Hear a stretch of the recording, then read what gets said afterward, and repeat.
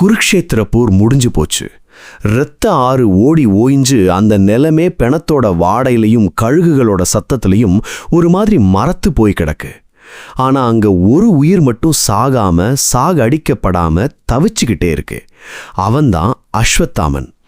நெத்தியிலிருந்த அந்த மணி பிடுங்கப்பட்டு ரத்தம் சொட்ட சொட்ட காடு மேடெல்லாம் அலையிற அந்த மனுஷன் கடைசியா அந்த மாயக்கண்ணன் முன்னாடி போய் நிக்கிறான். அவனோட கண்ணுல கோபம் இல்ல, ஒரு பெரிய ஏமாற்றம் இருக்கு. ஒரு மிகப்பெரிய கேள்வி இருக்கு. ஏன் கிருஷ்ணா, ஏன் எனக்கு மட்டும் இந்த தண்டனை அப்படின்னு அவன் கேட்கும்போது அது வெறும் ஒருத்தனோட குரலா மட்டும் நமக்கு கேட்கல. வாழ்க்கையில தப்பு செஞ்சுட்டு அந்த தப்புக்கான தண்டனையை அனுபவிக்க முடியாம தவிக்கிற ஒவ்வொரு மனுஷனோட ஓலமாவும் அது நமக்கு கேட்குது.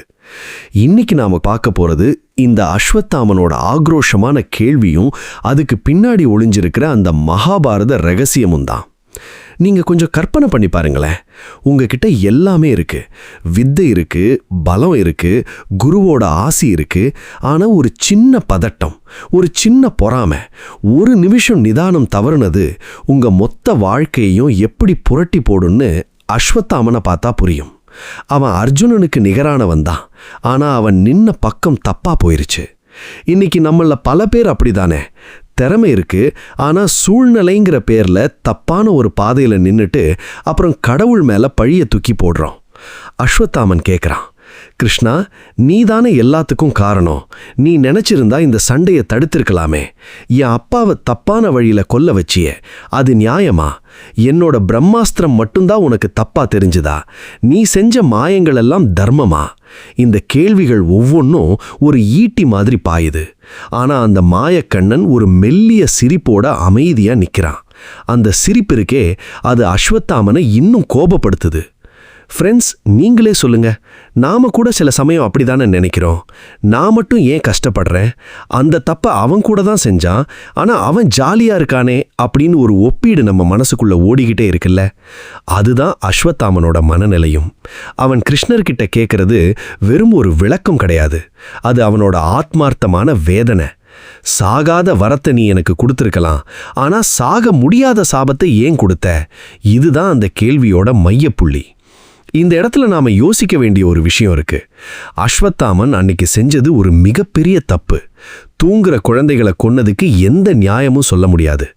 ஆனாலும் அந்த தப்புக்கு பின்னாடி ஒரு வஞ்சிக்கப்பட்ட மகனோட வலி இருந்துச்சு. தன் தந்தையை இழந்த அந்த ஆத்திரத்துல தான் அவன் அந்த காரியத்தை செஞ்சான். ஆனாலும் காலம் அவனை மன்னிக்க தயாரா இல்ல, தர்மம் அவனை தண்டிக்க தயங்கவில்லை. இப்போ உங்ககிட்ட ஒரு கேள்வி கேட்குறேன். நீங்க அஸ்வத்தாமன் இடத்துல இருந்தா என்ன பண்ணுவீங்க? பழிவாங்கிற உணர்ச்சி கண்ணை மறைக்கும் போது தர்மம் எது அதர்மம் எதுன்னு பிரிச்சு பார்க்க முடியுமா? அந்த நேரத்துல வர்ற ஆத்திரம்தான் மனுஷனோட மிகப்பெரிய எதிரிங்கிறதுக்கு அஸ்வத்தாமனே சாட்சி. அவன் கேட்குற ஒவ்வொரு கேள்வியும் இன்னைக்கு இருக்கிற ஒரு சராசரி மனுஷன் வாழ்க்கையில எப்போதாவது ஒரு முறை கேட்குற கேள்விதான். எல்லாம் உன் செயல்னு சொல்றியே கிருஷ்ணா, அப்போ நான் செஞ்ச தப்புக்கும் நீதானே பொறுப்பு? இந்த உரையாடல் வெறும் 2 பேருக்கு இடையில நடக்கிற சண்டை இல்ல, இது தர்மத்துக்கும் ஈகோக்கும் இடையில நடக்கிற ஒரு மிகப்பெரிய போர். அஸ்வத்தாமனோட கேள்விக்கு கிருஷ்ணர் கொடுக்க போற பதில் உலகத்துக்கே ஒரு பாடம். அந்த பதில் என்னவா இருக்கும்னு நீங்க நினைக்கிறீங்க? சும்மா தண்டனை மட்டும்தானா, இல்ல அதுக்குள்ள ஏதாவது ஒரு பெரிய உண்மை ஒளிஞ்சிருக்கா? அஸ்வத்தாமன் நிக்கிறான். ரத்தம் சொட்ட சொட்ட, உடம்பெல்லாம் காயத்தோட, ஆனா மனசுல அதை விட பெரிய காயத்தோட. அவனோட அந்த ஏக்கமான பார்வை, அந்த அழியாத வலி காலங்காலமா நம்ம கிட்ட ஒரு விஷயத்த சொல்லிக்கிட்டே இருக்கு. நாம எதை விதைக்கிறோமோ அதை தான் அறுவடை பண்ணுவோம். அவன் கோபத்தை விதைச்சான், இன்னைக்கு தனிமையை அறுவடை பண்ணிக்கிட்டு இருக்கான். ஆனா இங்க ஒரு சின்ன ட்விஸ்ட் இருக்கு. கிருஷ்ணர் ஏன் அவனுக்கு மரணத்தை கொடுக்காம இந்த தீராத வலியை கொடுத்தார்? அதுக்கு பின்னாடி ஒரு மிகப்பெரிய சூட்சுமம் இருக்கு. அந்த சூட்சுமத்தை புரிஞ்சுக்கிட்டோம்னா நம்ம வாழ்க்கையில வர்ற கஷ்டங்களை நாம பார்க்கிற விதம் அப்படியே மாறிடும். இந்த விவாதம் இன்னும் முடியல, இது இப்பதான் ஆரம்பம். அஸ்வத்தாமனோட கேள்விகள் ஒவ்வொன்றும் ஒரு அணுகுண்டு மாதிரி வெடிக்குது. அடுத்ததா அவன் என்ன கேட்டான், கிருஷ்ணரோட பதில் எப்படி அவனை நிலைகொள்ளிய வச்சது, இதெல்லாம் பார்க்கும்போது நமக்கே ஒரு நிமிஷம் முதுகி தண்டு சில்லிட்டு போகும். ஒரு நிமிஷம் கண்ணை மூடி அந்த குருக்ஷேத்திர மைதானத்துல நீங்க நிக்கிறதா கற்பனை பண்ணி பாருங்க. அங்க வீசுற காத்துல கூட மரணத்தோட வாடை இருக்கு. ஆனா அந்த வாடையையும் தாண்டி ஒரு பேர் உண்மை அங்க உரக்க பேசப்படுது. அஸ்வத்தாமன் கேட்கிறான், கிருஷ்ணா, அர்ஜுனன் மட்டும் உனக்கு எப்படி உசத்தியா தெரிஞ்சான்? அவன் செஞ்சதெல்லாம் மட்டும் சரியா? இந்த கேள்விக்கு கிருஷ்ணர் கொடுக்க போற அந்த அதிர்ச்சியான பதில் என்ன? அது நம்ம வாழ்க்கைக்கு எப்படி பொருந்தும்? வாங்க, அடுத்த பகுதியில இந்த பத்தி இன்னும் ஆழமா பேசுவோம். கிருஷ்ணரோட அந்த மெல்லிய சிரிப்பை பார்த்த உடனே அஸ்வத்தாமனுக்குள்ள இருக்கிற ஆத்திரம் இன்னும் அதிகமாச்சு. சிரிக்கிறியா கிருஷ்ணா? பல்லாயிரக்கணக்கான பிணங்களுக்கு நடுவுல நின்னுகிட்டு உன்னால எப்படி சிரிக்க முடியுது அப்படின்னு அவன் கத்துறான். அந்த சத்தம் காடு முழுக்க எதிரொலிக்குது. ஆனா கிருஷ்ணர் அசையவே இல்லை. ஏன்னா கத்துறவனுக்குள்ளதான் குழப்பம் இருக்கும், உண்மையை தெரிஞ்சவனுக்குள்ள ஒரு நிதானம் இருக்கும். இப்போ நீங்க யோசிச்சு பாருங்க, நம்ம வீட்லயோ இல்ல வேலையிலோ யாராவது நம்மளை பார்த்து சிரிச்சாலே நமக்கு கோபம் வருதில்ல? நான் இவ்வளோ கஷ்டப்படுறேன், உனக்கு சிரிப்பா இருக்கா அப்படின்னு கேட்குறோம்ல. அங்கதான் அஸ்வத்தாமனோட ஈகோ வெளிப்படுது. அவன் கேட்குறான், கிருஷ்ணா, என் அப்பா துரோணாச்சாரியார் இந்த உலகத்துக்கே வித்தை சொல்லி கொடுத்தவர். அவரை நீ தர்மத்தை மீறி சாகடிச்சியே, அதுக்கு உன்கிட்ட என்ன பதில் இருக்கு? அஸ்வத்தாமா அதோ ஹத அப்படின்னு ஒரு பாதியை மட்டும் தர்மரை சொல்ல வச்சு பாதிய சத்தத்துல மறைச்சியே, இதுதான் நீ காக்கிற தர்மமா? அஸ்வத்தாமனோட இந்த கேள்வி ரொம்ப நியாயமானது மாதிரி தான் நமக்கு தோணும். ஒரு மகனா அவன் கேட்கறதுல தப்பு இல்லைன்னு தோணும். ஆனா இங்க தான் ஒரு பெரிய விஷயம் இருக்கு. நீங்க நல்லா கவனிச்சிங்கன்னா தெரியும், நாம நம்ம பக்கம் இருக்கிற நியாயத்தை மட்டும்தான் பார்ப்போம். ஆனா அந்த நியாயம் எதை அடிப்படையா வச்சதுன்னு யோசிக்க மாட்டோம். அஸ்வத்தாமன் சொல்றது தர்மம்னா, அந்த துரோணாச்சாரியார் ஏகலைவனோட கட்ட விரலை கேட்டாரே, அது என்ன தர்மமா? பாஞ்சாலி சபையில துயில் உரிக்கப்பட்டப்போ வாய் மூடி மௌனியா ஒரு மூலையில உட்கார்ந்திருந்தாரே, அது எந்த தர்மத்துல சேரும்? அஸ்வத்தாமன் கேட்கிறான், கிருஷ்ணா, அர்ஜுனன் மட்டும் உனக்கு எப்படி செல்ல பிள்ளையா போனா? அதுக்கு கிருஷ்ணர் ஒரு வார்த்தை கூட பேசல. ஆனா அவரோட பார்வை அஸ்வத்தாமனை தொலைக்குது. ஆடியன்ஸ், இதை நீங்க கொஞ்சம் கவனிங்க. கிருஷ்ணர் அர்ஜுனன் பக்கம் நின்னதுக்கு காரணம் அர்ஜுனன் ஒரு பெரிய வீரன்கிறதுக்காக மட்டும் இல்ல. அர்ஜுனன் கிட்ட ஷரண் அப்படிங்கிற ஒரு குணம் இருந்துச்சு. கிருஷ்ணா, நான் என்ன பண்றதுன்னு எனக்கு தெரியல, நீ சொல்ற வழியில நான் நடக்கிறேன்னு சொன்னான் அர்ஜுனன். ஆனா அஸ்வத்தாமன் என்ன செஞ்சான்? என்கிட்ட பிரம்மாஸ்திரம் இருக்கு, நான் எவனையும் அழிப்பேன் அப்படின்னு தன்னோட பலத்துல கர்வப்பட்டான். வாழ்க்கையில நமக்கு ஒரு பிரச்சனை வரும்போது நாம யாரை தேடுறோம்? தீர்வை தேடுறோமா இல்ல பழிவாங்கிற வழியை தேடுறோமா? அஸ்வத்தாமன் பழிவாங்கிற வழியை தேடினா. அதனாலதான் அவனோட அஸ்திரம் தூங்குற குழந்தைகளை நோக்கி போச்சு. இப்போ அவன் கிருஷ்ணர் முன்னாடி நின்னு நியாயம் கேட்கறது எப்படி தெரியுமா? ஒரு கொலைகாரன் என்னை பிடிக்க வரும்போது போலீஸ் ஏன் ஹெல்மெட் போடலன்னு கேட்கிற மாதிரி இருக்கு. கிருஷ்ணா, நீ ஒரு மகா மாயக்கண்ணன்னு சொல்றாங்க. அப்போ உனக்கு தெரியாதா நான் அன்னைக்கு இரவு பாண்டவர் பாசறைக்கு போவேன்னு? ஏன் நீ என்ன தடுக்கல? நீ நினைச்சிருந்தா அந்த பாசறையை விட்டு குழந்தைகளை வெளியே கொண்டு போயிருக்கலாமே அப்படின்னு அஸ்வத்தாமன் அடுத்த அஸ்திரத்தை வீசுறான். இது ரொம்ப ஆழமான கேள்விங்க. கடவுள் ஏன் கெட்டது நடக்கும்போது தடுக்க மாட்டேங்கிறாரு அப்படின்னு நாம எல்லாரும் கேட்கிற அதே கேள்விதான் இது. இந்த இடத்துல தான் கிருஷ்ணரோட அந்த மௌனம் ஒரு பெரிய உண்மையை சொல்லுது. மனுஷனுக்கு கடவுள் கொடுத்த மிகப்பெரிய வரம் சுதந்திரம். நீ தர்மத்தை தேர்ந்தெடுக்கணுமா இல்ல அதர்மத்தை தேர்ந்தெடுக்கணுமாங்கிற உரிமை உன்கிட்ட தான் இருக்கு. நீ செய்ய போற தப்ப கடவுள் வந்து கையை பிடிச்சு தடுத்தார்னா அப்புறம் உனக்கும் ஒரு பொம்மைக்கும் என்ன வித்தியாசம்?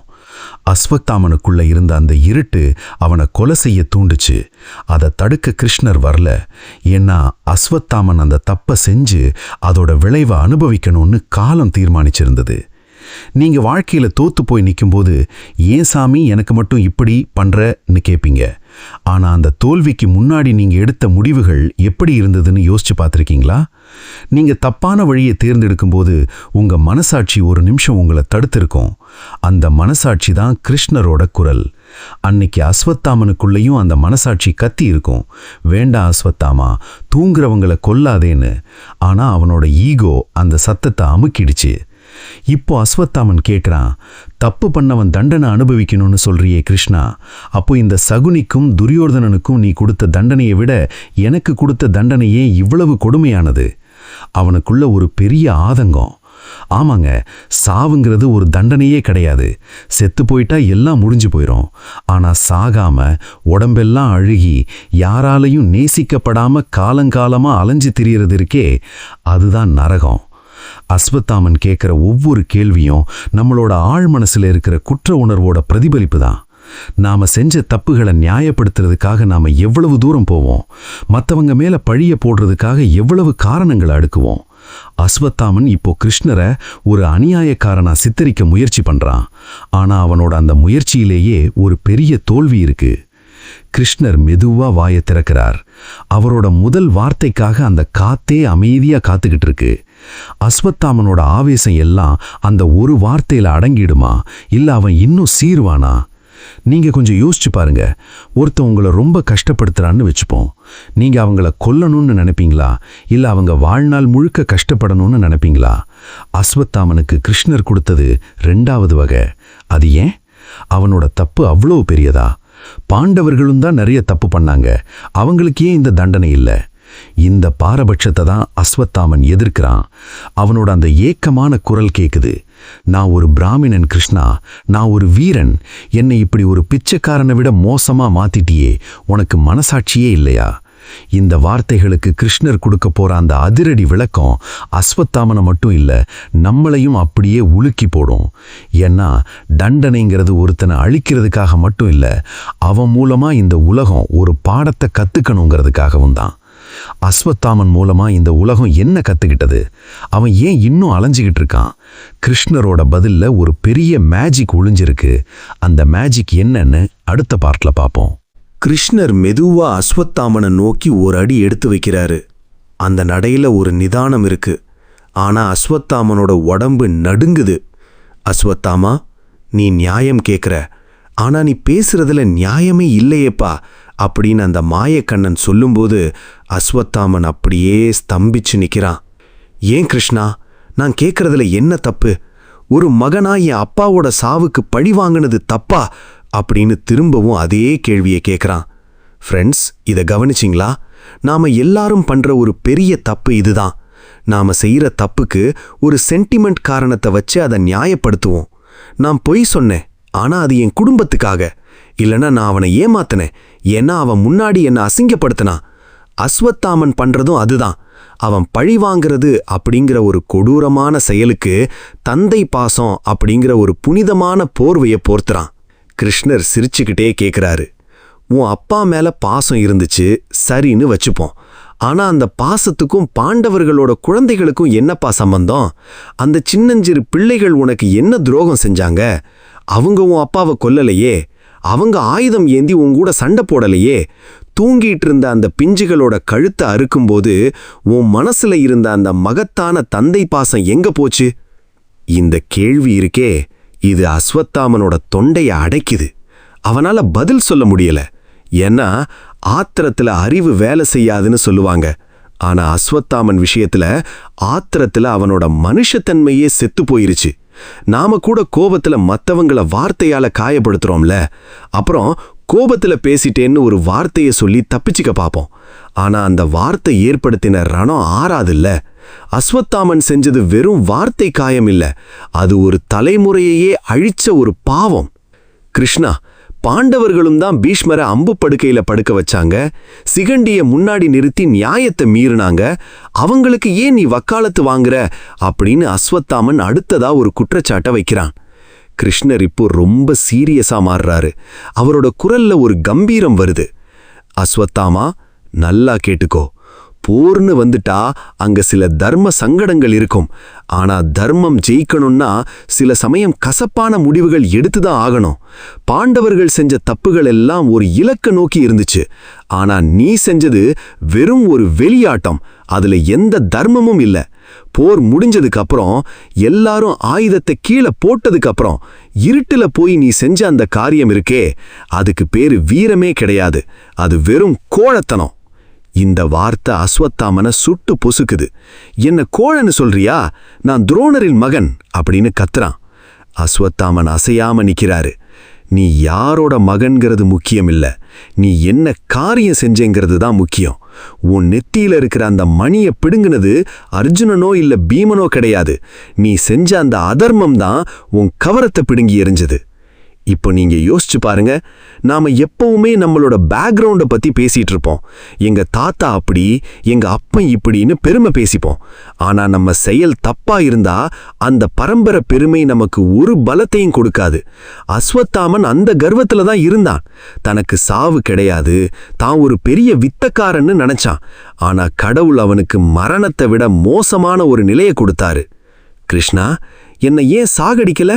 ஒரு அம்புல என் உயிரை எடுத்திருந்தா இந்த வலி எனக்கு இருந்திருக்காதே அப்படின்னு அஸ்வத்தாமன் இப்போ கெஞ்ச ஆரம்பிக்கிறான்.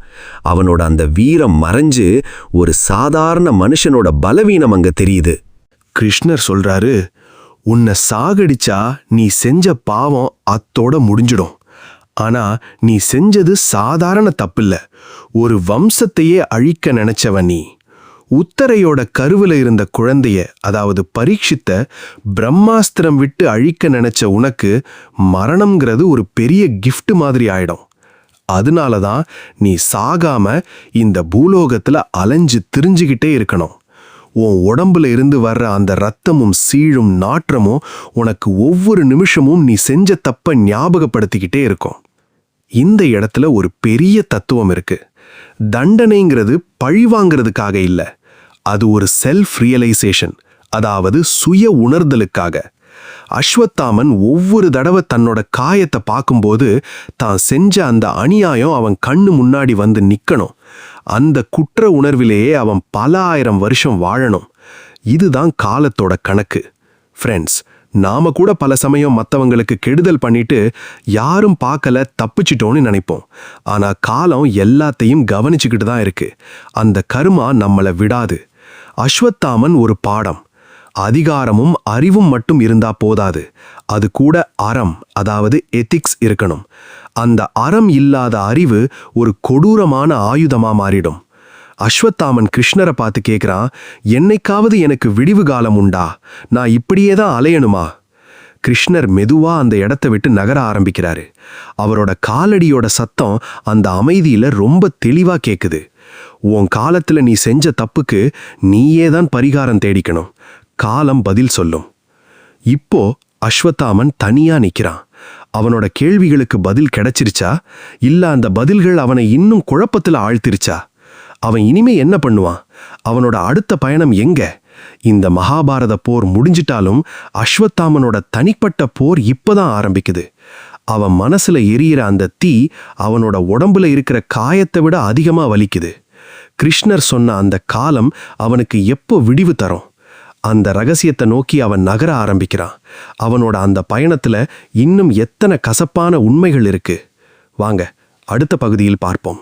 கிருஷ்ணர் அங்கிருந்து நகர ஆரம்பிச்ச உடனே அந்த இடமே ஒரு பயங்கரமான மௌனத்துல மூழ்கிடுச்சு. அஸ்வத்தாமன் அப்படியே முட்டி போட்டு அந்த ரத்தமும் சகதியுமா இருக்கிற மண்ணுல விழுறான். கிருஷ்ணா, பதில் சொல்லிட்டு போ, என்னை இப்படியே விட்டுட்டு போகாதே. நான் அவன் கத்துற சத்தம் அங்க செத்து கிடக்கிற குதிரைகளோடவும் வீரர்களோடவும் ஆத்மாக்களை உலுக்கிற மாதிரி இருக்கு. ஆனா அந்த மாயக்கண்ணன் திரும்பி பார்க்கவே இல்லை. இங்கே ஒரு நிமிஷம் யோசிச்சு பாருங்க. உலகத்திலேயே கொடுமையான தண்டனை எது தெரியுமா? சிறைவாசம் இல்ல, தூக்கு தண்டனை கூட இல்ல. உங்களை சுத்தி கோடிக்கணக்கான மனுஷங்க இருந்தாலும் உங்களை யாருமே பார்க்காத மாதிரி, உங்ககிட்ட யாருமே பேசாத மாதிரி ஒரு தனிமை இருக்குமே, அதுதான் நரகத்தோட நேரடி வடிவம். கிருஷ்ணர் அஸ்வத்தாமனுக்கு கொடுத்தது அந்த தனிமையத்தான். நீ இருப்ப, ஆனா நீ யாருக்கும் தெரிய மாட்ட. நீ பேசணும்னு நினைப்போம், ஆனா உன் குரல் யாருக்கும் கேட்காது. நீ உதவி கேட்ப, ஆனா யாரும் உன்னை தொடமாட்டாங்க. அஸ்வத்தாமன் மெதுவா எழுந்திருக்கிறான். அவனோட நெத்தியிலிருந்து ரத்தம் வழியுது. அந்த இடத்துல இருந்த மணி அவனோட பலம், அவனோட கௌரவம், அவனோட அடையாளம். அது பிடுங்கப்பட்ட உடனே அவன் ஒரு அநாத மாதிரி ஆகிட்டான். அவன் கைகளை தூக்கி பார்க்கறான். அந்த கைகள் தான் கொஞ்ச நேரத்துக்கு முன்னாடி தூங்கிட்டு இருந்த குழந்தைகளோட உயிரை பறிச்சுது. இப்போ அதே கைகள் நடுங்குது. ஃப்ரெண்ட்ஸ், நீங்க இப்போ அஸ்வத்தாமனோட மனநிலையை கொஞ்சம் சிந்திச்சு பாருங்க. நாம ஏதோ ஒரு ஆத்திரத்துல ஒரு தப்பு பண்ணிடுறோம். அந்த நிமிஷம் நாம செஞ்சது சரின்னு தோணும். அவன் எனக்கு அப்படி பண்ணா, அதனால நான் இப்படி பண்ணேன்னு ஒரு போலி நியாயத்தை மனசுக்குள்ள சொல்லிப்போம்.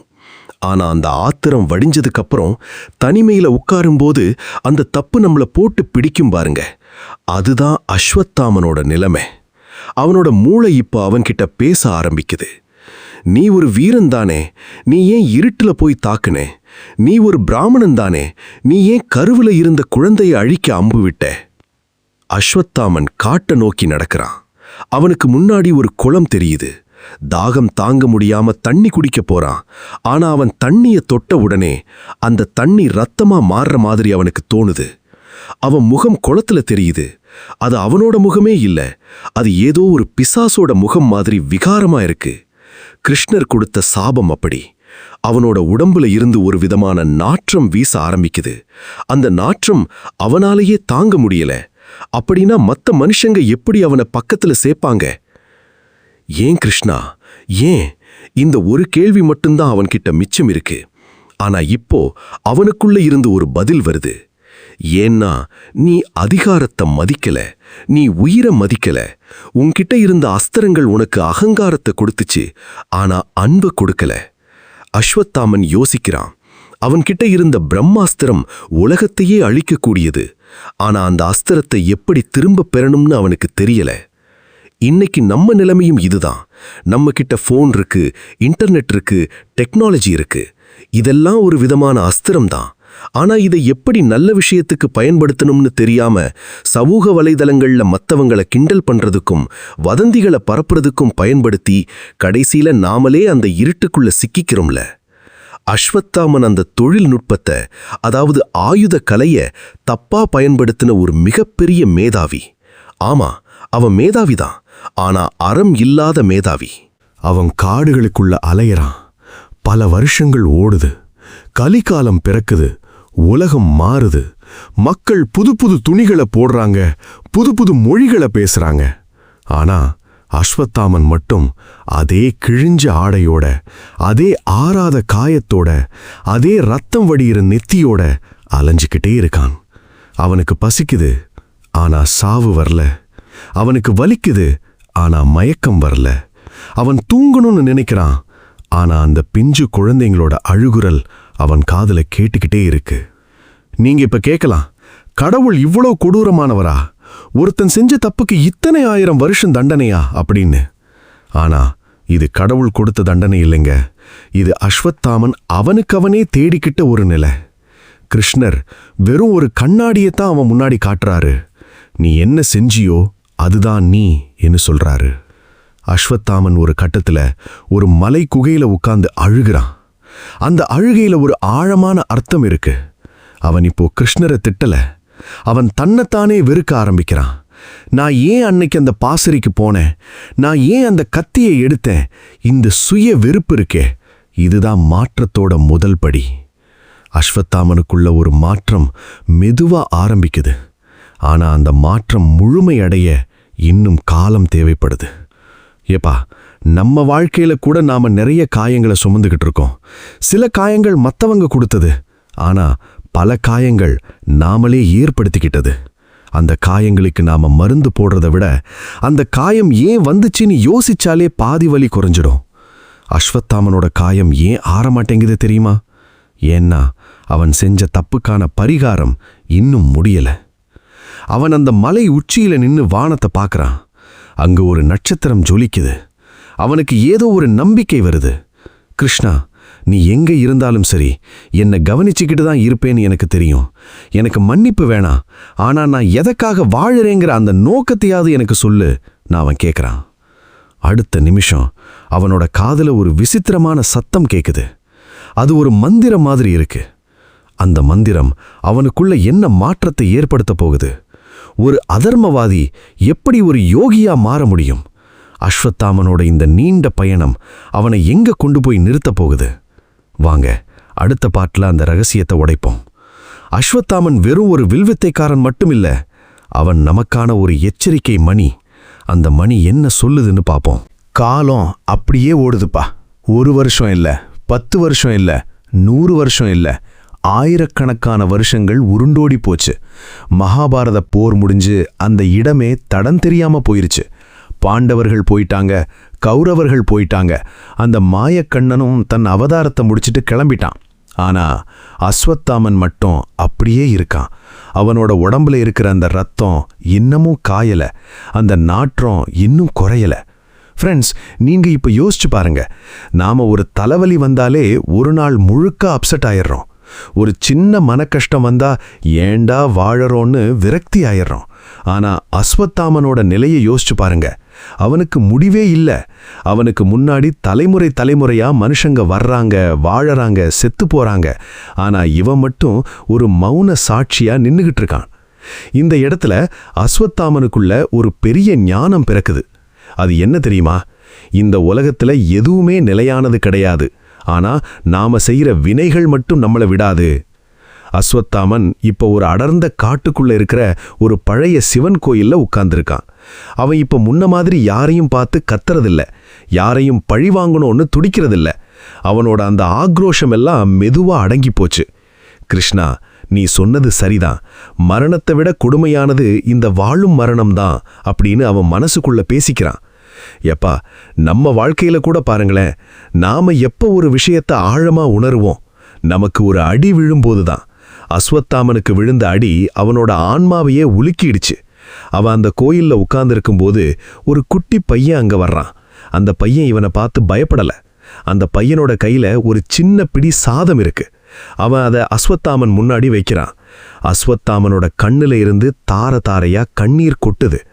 பல 1000 வருஷமா அவன் மேல யாருமே அன்பு காட்டல. எல்லாரும் அவனோட தோற்றத்தை பார்த்து ஓடிட்டாங்க. ஆனா அந்த பையன் காட்டுற அந்த சின்ன அன்பு அவனுக்குள்ள இருக்கிற அந்த பெரும் காயத்துக்கு மருந்தாயிருக்கு. ஆனா அஸ்வத்தாமன் அந்த சாதத்தை தொடல. ஏன் தெரியுமா? நான் ஒரு பாவி, என் கைப்பட்டா இந்த உணவும் தீட்டாயிடும்னு அவனுக்கு தோணுது. இதுதான் உண்மையான திருந்துதல். தவறு செஞ்ச ஒரு மனுஷன் தான் செஞ்ச தப்பையே நினைச்சு உருகி போயிருந்தான்னா அவனுக்கு அந்த இறைவன் ஏதோ ஒரு ரூபத்துல ஆறுதல் கொடுப்பான். அஸ்வத்தாமன் அந்த பையனை பார்த்து சிரிக்க முயற்சி பண்றான்.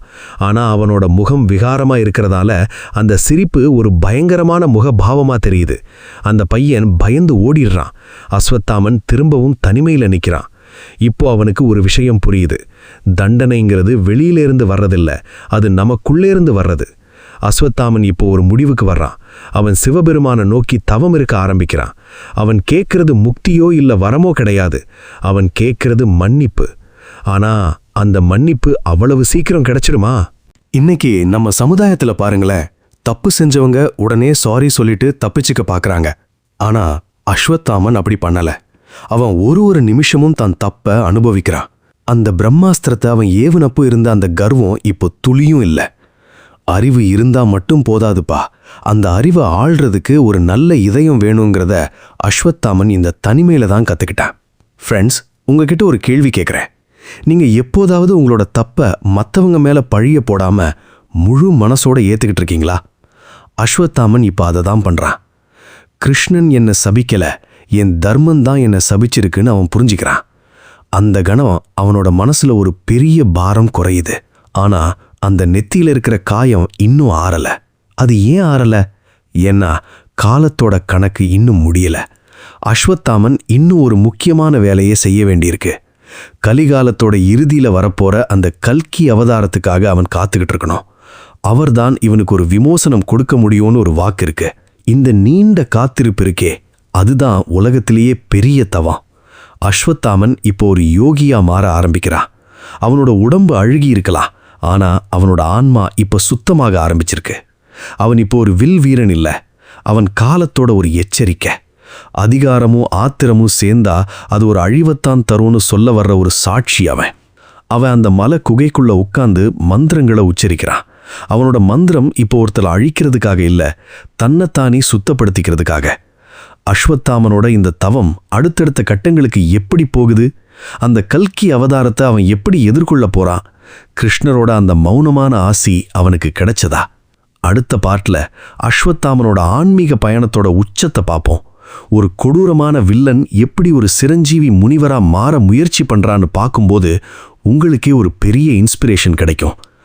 வாழ்க்கையில தப்பு பண்ணாதவங்க யாரும் இல்லை, ஆனா அந்த தப்பையே மூலதனமா வச்சு எப்படி மேல வர்றதுங்கிறதுக்கு அஸ்வத்தாமன் ஒரு பாடம்.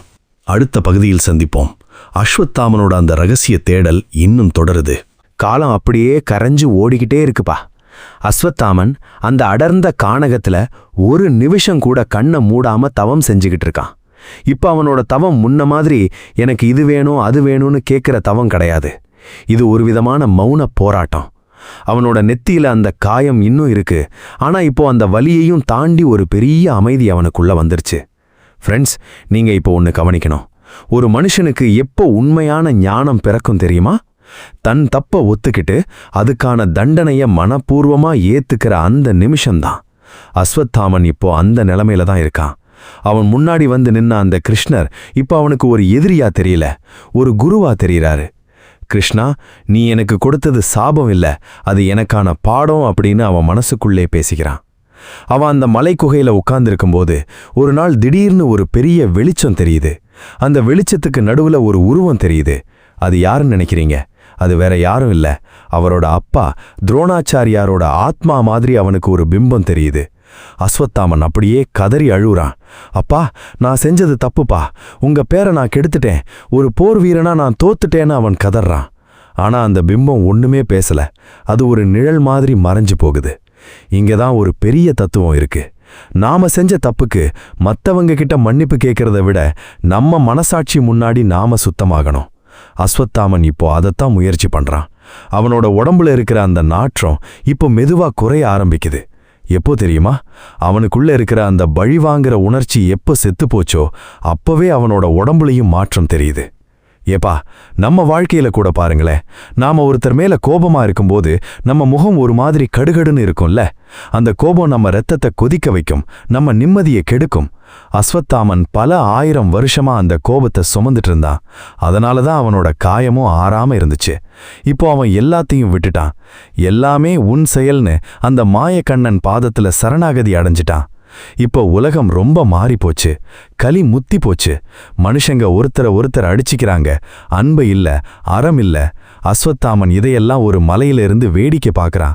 அவனுக்கு இப்போ கோபம் வரல, பரிதாபம்தான் வருது. நானாவது ஒரு ஆத்திரத்துல தப்பு பண்ணேன், ஆனா இந்த மனுஷங்க தெரிஞ்சே தப்பு பண்றாங்களேன்னு அவன் வருத்தப்படுறான். இந்த கலிக்காலத்தோட இறுதியில தான் அவனுக்கான அந்த விமோசனம் இருக்குன்னு அவனுக்கு தெரியும். கல்கி அவதாரம் வரும்போது அவர் கூட சேர்ந்து அஸ்வத்தாமனும் தர்மத்தை நிலைநாட்ட போறான்னு ஒரு வாக்கு இருக்கு. அஸ்வத்தாமன் இப்போ ஒரு போர் வீரனா இல்லாம ஒரு யோகியா தன்னை தயார் பண்ணிக்கிட்டு இருக்கான். ஏன்னா அடுத்த முறை அவன் ஆயுதத்தை எடுக்கும்போது அது ஒரு சுயநலத்துக்காக இருக்காது, அது உலக தர்மத்துக்காக இருக்கும். நீங்க இப்ப கேட்கலாம், சாவு இல்லாத வாழ்க்கை வரமா இல்ல சாபமான்னு. அஸ்வத்தாமனை பொறுத்த வரைக்கும் அது ஒரு நீண்ட கால பரிகாரம். அவன் அந்த பரிகாரத்தை இப்போ ரசிச்சு செய்ய ஆரம்பிச்சிட்டான். ஒவ்வொரு நாள் காலையிலையும் அவன் சூரியனை பார்த்து கும்பிடும்போது, இன்னைக்கும் நான் உயிரோட இருக்கேன் அப்படின்னா நான் இன்னும் ஏதோ ஒரு நல்ல காரியம் செய்ய வேண்டியிருக்குன்னு அவன் நினைக்கிறான். ஃப்ரெண்ட்ஸ், உங்க வாழ்க்கையில எப்பவாவது ஏண்டா நாம இன்னும் கஷ்டப்படுறோம்னு தோணிருக்கா? அப்போ அஸ்வத்தாமனை நினைச்சு பாருங்க. அவனோட கஷ்டம் முன்னாடி நம்ம கஷ்டம் ஒண்ணுமே இல்ல. ஆனா அந்த மனுஷன் இன்னைக்கும் ஒரு நம்பிக்கையில தவம் செஞ்சுக்கிட்டு இருக்கான். அந்த நம்பிக்கை தான் அவரோட பலம். அஸ்வத்தாமன் இப்போ ஒரு சித்தரா மாறிட்டான். அங்க வர்ற விலங்குகள் கூட அவன் கிட்ட வந்து படுக்குது. புலியும் பசுவும் அவரோட முன்னாடி ஒன்னா நிக்குது. ஏன்னா அவரோட மனசுல இப்போ எந்த வன்முறையும் இல்ல. ஒரு மனுஷன் தான் உள்காயத்தை எப்ப குணப்படுத்துறானோ அப்போ அவனை சுத்தி இருக்கிற சூழலும் அமைதியாயிடும். ஆனா அந்த நெத்தியில இருக்கிற தழும்பு மட்டும் அப்படியே இருக்கு. அது ஏன்? ஏன்னா அது இந்த உலகத்துக்கான ஒரு சாட்சி. தர்மம் தப்பி நடந்தா ஒரு பிராமணனுக்கும் ஒரு ஆச்சாரிய மகனுக்கும் இந்த நிலைமை தான் வரும்னு சொல்ற ஒரு பாடம் அது. அஸ்வத்தாமன் இப்போ அந்த கல்கி அவதாரத்தை எதிர்நோக்கி காத்துக்கிட்டு இருக்கான். அவரோட இந்த தவம் இன்னும் எத்தனை வருஷம் நீடிக்கும்? அந்த மாயக்கண்ணன் கொடுத்த வாக்கு எப்போ நிறைவேறும்? அஸ்வத்தாமன் சந்திக்க போற அந்த அடுத்த கட்டம் என்ன? இந்த பாட்டுல நாம பார்த்தது அஸ்வத்தாமனோட மனமாற்றம். அடுத்த பாட்டுல கலிகாலத்துல அவனோட இருப்பு எப்படி இருக்கு? அவன் யாருக்காவது உதவி செஞ்சானா, இல்ல இன்னைக்கும் யாராவது அவனை பார்த்திருக்காங்களா? இத பத்தின சில ஆச்சரியமான விஷயங்களை பார்ப்போம். அஸ்வத்தாமனோட கதை வெறும் புராணம் இல்ல, அது ஒரு தொடர்கதை. இப்போ நாம இருக்கிற இந்த காலத்துக்கு வருவோம். மகாபாரத கதையெல்லாம் முடிஞ்சு உலகம் எவ்வளவோ முன்னேறிடுச்சு. ஆனா வட இந்தியாவில் இருக்கிற சில பழைய கோட்டைகள்லையும் அடர்ந்த காடுகள்லையும் இன்னைக்கும் ஒரு மர்மமான மனுஷனை பத்தி மக்கள் பேசிக்கிட்டு தான் இருக்காங்க. அது யாருன்னு உங்களுக்கு இந்நேரம் புரிஞ்சிருக்கும். ஆமா, நம்ம அஸ்வத்தாமன் தான். ஃப்ரெண்ட்ஸ், நீங்க நம்புவீங்களோ இல்லையோ, இன்னைக்கும் மத்திய பிரதேசத்துல இருக்கிற அசிர்கர் கோட்டையில இருக்கிற ஒரு சிவன் கோயில்ல விடியற் காலையில யாரோ ஒருத்தர் வந்து சிவபெருமானுக்கு பூ வச்சுட்டு போறதா அங்க இருக்கிற மக்கள் சொல்றாங்க. அங்க இருக்கிற பூசாரிங்க கூட நாங்க கதவை திறந்து உள்ள போகும்போது லிங்கத்துல புதுசா பறிச்ச ஒரு பூ இருக்கும், யாரோ ஒருத்தர் நெத்தியில இருந்து ரத்தம் வடிகிற மாதிரி வந்துக்கு போன தடம் இருக்கும்னு சொல்றாங்க. இப்போ நீங்க கேட்கலாம், என்னப்பா இது இந்த காலத்திலேயும் இப்படி ஒரு கதையா அப்படின்னு. ஆனா அஸ்வத்தாமன் ஒரு சிரஞ்சீவி, அவனுக்கு சாவு கிடையாதுன்னு அந்த மாயக்கண்ணன் கொடுத்த சாபம் இன்னைக்கும் உயிரோட இருக்கு. அஸ்வத்தாமன் இப்போ ஒரு போர் வீரனோ வில்வித்தைக்காரனோ கிடையாது, அவன் காலத்தின் மௌன சாட்சி. நம்மள மாதிரி சாதாரண மனுஷங்களுக்கு அவன் கண்ணுக்கு தெரிய மாட்டான். ஆனா அவனோட அந்த தீராத வேதனை அந்த இடத்துல வீசுற காத்துல ஒரு மெல்லிய பாரமா இருக்கிறத அங்க போறவங்க உணர முடியும். நாம கூட வாழ்க்கையில சில சமயங்கள்ல ஒரு இடத்துக்கு போகும்போது ஒரு இனம் புரியாத பயமோ இல்ல ஒரு கனமான உணர்வோ நமக்கு வரும்ல. அதுக்கு காரணம் அந்த இடத்துல இருக்கிற ஏதோ ஒரு எனர்ஜி தான். அஸ்வத்தாமன் இப்போ ஒரு எனர்ஜியா, ஒரு பாடமா இந்த உலகத்துல வாழ்ந்துகிட்டு இருக்கான். அவனோட அந்த நெத்திக்காயம் ஏன் இன்னும் ஆறல? ஏன்னா இந்த உலகம் இன்னும் தர்மத்தோட பாதைக்கு முழுசா வரல. கிருஷ்ணா, இந்த மனுஷங்க ஒருத்தரை ஏமாத்திக்கிறாங்களே, காசுக்காக எதை வேணா பண்றாங்களே, இதைத்தான் நீ தர்மம்னு சொன்னியா அப்படின்னு அஸ்வத்தாமன் அந்த இருட்டுல நின்னு கேட்கறான். அவனுக்கு இப்ப புரியுது, தான் பண்ண அந்த ஒரு தப்புக்கும் இன்னைக்கு இருக்கிற மனுஷங்க செய்யற பல 1000 தப்புகளுக்கும் பெரிய வித்தியாசம் இல்லைன்னு. ஆனா அவனுக்கு கிடைச்ச தண்டனை இன்னைக்கு இருக்கிறவங்களுக்கு ஏன் கிடைக்கல? அதுதான் கர்மாவோட விளையாட்டு. அஸ்வத்தாமனுக்கு தண்டனை உடனே கிடைச்சது, ஆனா இவங்களுக்கு மெதுவா கிடைக்கும். அஸ்வத்தாமன் இப்போ ஒரு யோகியா தன்னை யாரும் அடையாளம் கண்டுக்க கூடாதுங்கிறதுல ரொம்ப கவனமா இருக்கான். யாராவது அவனை பார்த்துட்டாங்கன்னா அவனோட நாற்றத்தாலையும் அவனோட விகாரமான தோற்றத்தாலையும் பயந்துடுவாங்கன்னு அவனுக்கு தெரியும். அதனால அவன் மனுஷங்க நடமாட்டம் இல்லாத இடங்கள்ல தான் இருக்கான். இங்க ஒரு விஷயம் யோசிச்சு பாருங்க, ஒருத்தங்கிட்ட எல்லாமே இருக்கு, ஆனா அவன் யார் கூடவும் பேச முடியாது, யாரையும் தொட முடியாதுன்னா அது எவ்வளவு பெரிய சித்திரவதை. அஸ்வத்தாமன் அந்த சித்திரவதைய ஒரு தவமா மாத்திக்கிட்டான். நான் பண்ணது தப்பு தான் கிருஷ்ணா, அந்த தப்பை நான் அனுபவிச்சு தான் ஆகணும். ஆனா இந்த உலகம் இனிமேலாவது என் கதையை கேட்டு திருந்துமா? இதுதான் அவனோட ஏக்கம். ஃப்ரெண்ட்ஸ், நாம ஒரு தப்பு பண்ணிட்டு அதை மறைக்க பார்ப்போம். ஆனா அஸ்வத்தாமன் தன் தப்பை தன் நெத்தியிலேயே சுமந்துட்டு இருக்கான். அவனோட அந்த காயம் ஒரு சின்ன எச்சரிக்கை. அதிகாரமும் திறமையும் இருந்தா ஆட்டம் போடாத, தர்மம்னு ஒன்னு இருக்கு, அது ஒரு நாள் உன் கணக்க நேர் செய்யும்னு அது சொல்லுது. அஸ்வத்தாமன் இப்போ அந்த வரப்போற கல்கி அவதாரத்துக்காக தன்னோட ஆன்மாவை தயார் செஞ்சுக்கிட்டு இருக்கான். அவனுக்கு தெரியும், கல்கி வரும்போதுதான் அவனுக்கு ஒரு விடுதலை கிடைக்கும். அது வரைக்கும் அவன் இந்த பூமியை சுத்தி சுத்தி வரணும். இந்த நீண்ட பயணத்துல அவன் எத்தனையோ சாம்ராஜ்யங்கள் உருவாகிறதையும் அழியறதையும் பார்த்திருக்கான். எத்தனையோ அரசர்கள் வந்தாங்க போனாங்க, ஆனா தர்மம் மட்டும்தான் நிலைச்சிருக்குங்கிற உண்மைய அவன் நேரடியா பார்த்துக்கிட்டு இருக்கான். நீங்க எப்போவாவது வாழ்க்கையில ரொம்ப தனிமையா உணரும்போது ஒன்னு மட்டும் ஞாபகம் வச்சுக்கோங்க, அஸ்வத்தாமனோட தனிமை முன்னாடி உங்க தனிமை ஒண்ணுமே இல்ல. அவன் 1000 வருஷமா தனியா இருக்கான். ஆனா அந்த தனிமையில தான் அவன் கடவுள்னா என்னன்னு புரிஞ்சுக்கிட்டான். முன்னாடி அவனுக்கு கிருஷ்ணர் ஒரு எதிரியா தெரிஞ்சாரு, இப்போ கிருஷ்ணர் அவனோட சுவாசமா இருக்காரு. அடுத்ததா அஸ்வத்தாமன் என்ன பண்ண போறான்? கல்கி அவதாரம் வரும்போது அவரோட பங்கு என்னவா இருக்கும்? அந்த போர்ல அவன் யாருக்காக சண்டை போடுவான்?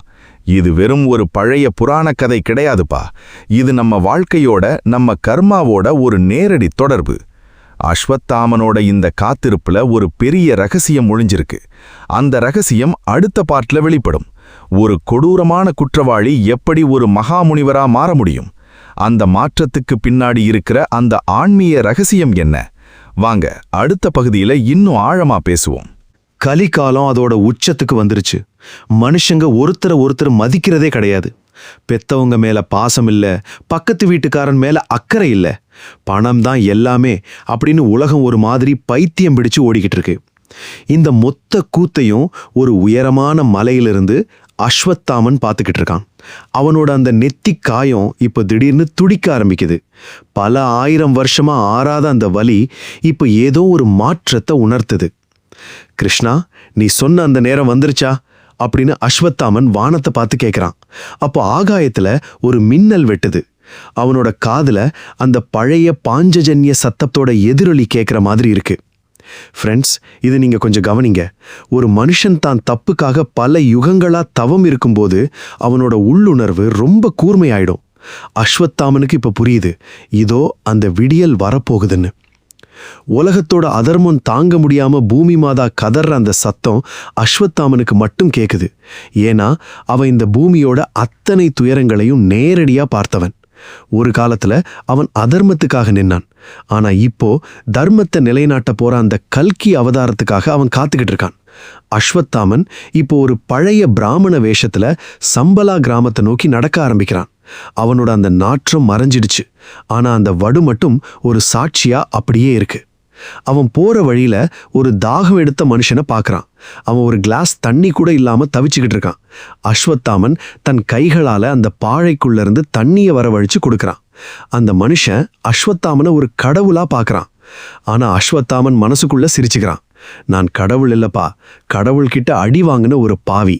ஆனா அந்த அடிதான் என்னை இன்னைக்கு ஒரு மனுஷனா மாத்திருக்கு. இன்னைக்கு நம்ம வாழ்க்கையில கூட பாருங்களேன், நாம நிறைய அடி வாங்குறோம். ஆனா அந்த அடியிலிருந்து நாம ஏதாவது கத்துக்கிறோமா? இல்ல விதின்னு சொல்லிட்டு திரும்பவும் அதே தப்ப பண்றோமா? அஸ்வத்தாமன் கத்துக்கிட்டான். அவனோட இந்த நீண்ட காத்திருப்பு அவனுக்கு ஒரு பொறுமையை கொடுத்திருக்கு. அவன் கல்கியை சந்திக்கும் போது ஒரு போர் வீரனா இல்லாம அவருக்கு வித்தைகளை சொல்லி கொடுக்கிற ஒரு ஆச்சாரியரா இருக்க போறான். தன் தந்தை துரோணாச்சாரியார்கிட்ட இருந்து கத்துக்கிட்ட அத்தனை ரகசியங்களையும் உலகத்தை காப்பாத்துறதுக்காக அவர் கல்கிக்கு அர்ப்பணிக்க போறான். அஸ்வத்தாமன் ஒரு மர்மமான புன்னகையோட அந்த மலைப்பாதையில இறங்குறான். அவனோட பயணம் முடிய போற அந்த நிமிஷம் நெருங்கிடுச்சு. ஆனா அதுக்கு முன்னாடி அவன் சந்திக்க வேண்டிய ஒரு பெரிய போர் ஒண்ணு இருக்கு.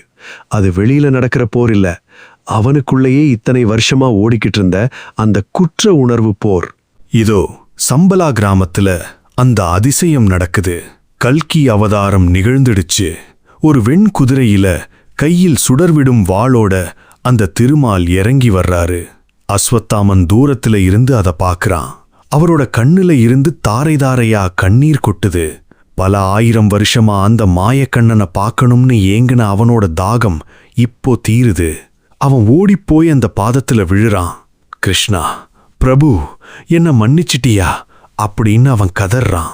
கல்கி அவதாரத்துல இருக்கிற அந்த இறைவன் மெதுவா அஸ்வத்தாமனை தூக்கி விடுறாரு. அவரோட ஸ்பரிசம் பட்ட உடனே அஸ்வத்தாமனோட நெத்தியில இருந்த அந்த ஆறாத காயம், அந்த ரத்தம் வடியிற துளை மெதுவா மறைய ஆரம்பிக்குது.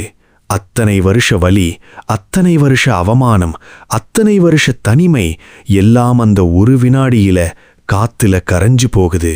ஃப்ரெண்ட்ஸ், இதுதான் ஆன்மீகத்தோட உச்சம். ஒருத்தன் எவ்வளவு பெரிய தப்பு செஞ்சிருந்தாலும் அவன் உண்மையான வருத்தத்தோடவும் பொறுமையோடவும் அந்த தண்டனையை அனுபவிச்சு இறைவன்கிட்ட சரணாகதி அடைஞ்சான்னா அவனுக்கு விமோசனம் நிச்சயம். அஸ்வத்தாமன் இப்போ ஒரு புதிய மனுஷனா நிக்கிறான்.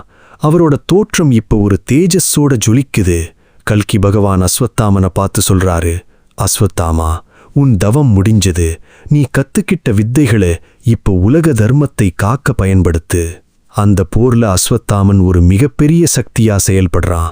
ஆனா இப்போ அவனோட வில்லுல இருந்து வர்ற அம்பு யாரையும் அழிக்கல, அது அதர்மத்தை மட்டும்தான் அழிக்குது. அஸ்வத்தாமன் இப்போ ஒரு குருவா மாறி கல்கி பகவானோட படைக்கு வழிகாட்டுறான். அந்த போர் முடிஞ்ச உடனே கலிகாலம் மறைஞ்சு சத்தியயுகம் பிறக்குது. உலகம் திரும்பவும் அமைதியாவும் அன்பாவும் மாறுது. நீங்க யோசிச்சு பாருங்க, ஒருத்தன் வில்லனா ஆரம்பிச்சு பல யுகங்கள் தண்டனை அனுபவிச்சு கடைசியில ஒரு தர்மரட்சகனா மாறுறான்னா அது எவ்வளவு பெரிய ஒரு டிரான்ஸ்ஃபர்மேஷனல் ஜேர்னி. நம்ம வாழ்க்கையில கூட நாம எத்தனையோ தப்புகள் பண்றோம். ஆனா அந்த தப்பையே ஒரு ஏணியா வச்சு மேல வர முடியுங்கிறதுக்கு அஸ்வத்தாமன் தான் மிகப்பெரிய உதாரணம். உங்களை எல்லாரும் கைவிட்டாலும், உங்களை எல்லாரும் வெறுத்தாலும், நீங்க உங்க மனசாட்சிக்கு உண்மையா திருந்த நினைச்சா காலம் உங்களுக்கு ஒரு வாய்ப்பு கொடுக்கும். அஸ்வத்தாமன் இப்போ அந்த போர்க்களத்துல நின்னு வானத்தை பார்க்கறான். அங்க அவனுக்கு தன் தந்தை துரோணரோட முகம் சிரிச்சுக்கிட்டு இருக்கிற மாதிரி தெரியுது. அவனோட ஆன்மா இப்போ ஒரு நிம்மதியை அடையுது. ஆனா அவனோட பயணம் இதோட முடியல. அவன் அடுத்த சப்தரிஷிகள்ல ஒருத்தரா மாறப்போறான். இதுதான் அவனுக்கு கிடைச்ச மிகப்பெரிய கௌரவம். சாபமா ஆரம்பிச்ச ஒரு பயணம் ஒரு உன்னதமான வரத்துல வந்து முடியுது. அஸ்வத்தாமன் அந்த சூரிய உதயத்தை நோக்கி நடக்கிறான். அவனோட ஒவ்வொரு அடியும் இப்ப பூமியை அதிர வைக்கல, அது பூமியை ஆசீர்வதிக்குது. காலம் அவனை மன்னிக்கல, காலம் அவனை பக்குவப்படுத்திருக்கு. முடிவா ஒரு விஷயத்த சொல்லணும்பா. அஸ்வத்தாமனோட இந்த கதை வெறும் ஒரு தனி மனுஷனோட கதை இல்லை. இது நம்ம ஒவ்வொருத்தருக்குள்ளேயும் இருக்கிற அந்த ஈகோவோட கதை. நாம ஒரு சின்ன அதிகாரம் கிடைச்ச உடனே ஆட்டம் போடுறோம், மற்றவங்கள மதிக்கிறதே இல்லை. அந்த ஆட்டம் ஒரு நாள் அடங்கும்போது நாமளும் அஸ்வத்தாமன் மாதிரி தனிமையில தான் நிற்கணும். ஆனா அந்த தனிமையில நீங்க எப்படி உங்களை மாத்திக்கிறீங்கிறது தான் முக்கியம். அஸ்வத்தாமன் நமக்கு கற்றுக் கொடுத்த பாடம் என்ன தெரியுமா? வினை விதைத்தவன் வினை அறுப்பான். இது உண்மைதான். ஆனா அந்த வினையை நீங்க எப்படி பொறுமையா எதிர்கொள்றீங்கிறதுல தான் உங்க வாழ்க்கை ஞானம் இருக்கு. அஸ்வத்தாமன் அந்த தண்டனையை வெறுத்து ஓடல, அவன் அதை ஏத்துக்கிட்டான். அந்த ஏத்துக்கிற மனப்பக்குவம் தான் அவனை ஒரு சாதாரண மனுஷன்ல இருந்து ஒரு முனிவரா மாத்திருக்கு. இப்போ நீங்க கண்ணை மூடி ஒரு நிமிஷம் யோசிச்சு பாருங்க.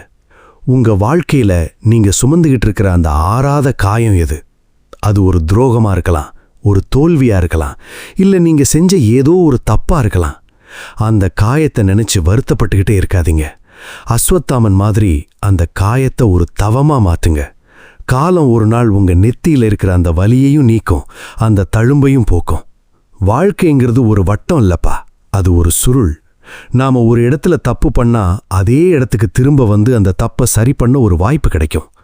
அஸ்வத்தாமனுக்கு அந்த வாய்ப்பு கல்கி அவதாரத்துல கிடைச்சது. நமக்கும் நம்ம வாழ்க்கையில ஏதோ ஒரு ரூபத்துல அந்த வாய்ப்பு வரும். அப்போ அந்த வாய்ப்பை சரியா பயன்படுத்திக்கணும். கோபத்தை விடவும் பழிவாங்கிற உணர்ச்சியை விடவும் மன்னிப்புங்கிறது எவ்வளவு பெரிய சக்தின்னு அஸ்வத்தாமனோட இந்த கதை நமக்கு உணர்த்தது. இப்போ அஸ்வத்தாமன் அந்த தர்ம உலகத்துல ஒரு மகா யோகியா உலா வந்துகிட்டு இருக்கான். அவரோட அந்த தழும்பை இப்போ ஒரு வைரமா ஜொலிக்குது. அவர் நம்மகிட்ட சொல்ல வர்றது ஒன்னே ஒண்ணுதான். அதிகாரத்தை விட அறம் பெருசு, ஆத்திரத்தை விட நிதானம் பெருசு, எல்லாவற்றையும் விட அந்த மாய கண்ணனோட சரணாகதி தான் வசதி. நீங்க இந்த வீடியோவோ அல்ல ஸ்பீச்சையோ கேட்டுட்டு வெளியே போகும்போது ஒரு மாற்றத்தோட போங்க. ஒருத்தரை மதிக்க கத்துக்கோங்க. உங்ககிட்ட இருக்கிற திறமைய மற்றவங்களை அழிக்க பயன்படுத்தாதீங்க. உங்களோட அந்த பிரம்மாஸ்திரத்தை அன்பா மாத்துங்க. அஸ்வத்தாமன் பல யுகங்களா தவிச்சு சம்பாதிச்ச அந்த ஞானத்தை நான் இப்போ உங்களுக்கு சில நிமிஷங்கள்ல சொல்லிட்டேன். இதோட மதிப்பை புரிஞ்சுக்கோங்க. காலம் இன்னும் ஓடிக்கிட்டு தான் இருக்கு. அஸ்வத்தாமன் இன்னைக்கும் எங்கேயோ ஒரு இமயமலை உச்சியிலையோ இல்ல ஒரு பழைய கோவில்லையோ தவம் செஞ்சுக்கிட்டு இருக்கலாம். அவர் யாரு கண்ணுக்கும் தெரியாம இருக்கலாம். ஆனா அவரோட அந்த மௌனமான ஆசி தர்மத்துக்காக போராடுற ஒவ்வொருத்தர் மேலேயும் இருக்கும். இந்த கதை இதோட முடியல. இது உங்க மனசுக்குள்ள ஒரு மாற்றத்தை விதைச்சு உங்களை ஒரு நல்ல மனுஷனா மாத்தும்போது தான் இதோட உண்மையான வெற்றி இருக்கு. வாழ்க்கை ஒரு மகாபாரதம்னா அதுல நீங்க அர்ஜுனனா இருக்க போறீங்களா இல்ல அஸ்வத்தாமனா இருக்க போறீங்கிறது உங்க கையில தான் இருக்கு. ஆனா ஒரு விஷயம் மட்டும் உறுதி, அந்த மாய கண்ணன் எல்லாரையும் கவனிச்சுக்கிட்டு தான் இருக்கான். நல்லதே நினைப்போம், நல்லதே நடக்கும். அறம் வெல்லும்.